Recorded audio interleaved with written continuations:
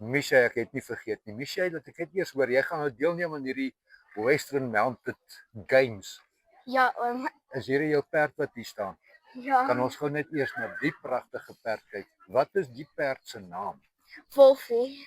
Wolfie. Sy volle naam is Audrey Topwolf. Sê weer?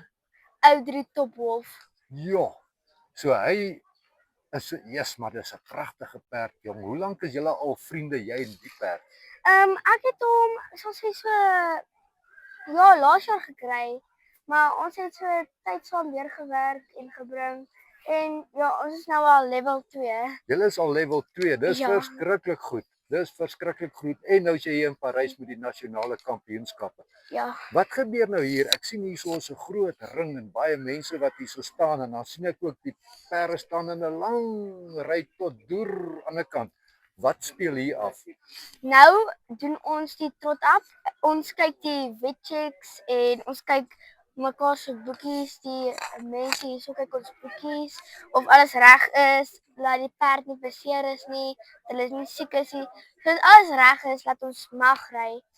Maar nou moet ons die deur hardloop en deur draf om te kyk of hulle krippel is of so. O, so dis 'n heeltemal 'n inspeksie voor jy deelneem. Ja, soos ja, laat ons nou van lekker ry en alles, laat niks slegs gebeur met die perd nie. Nou hoor hierso vir julle twee baie sterkte. Ek hoop julle doen uitstekend met die kompetisie. Dankie hoor. Dankie oom.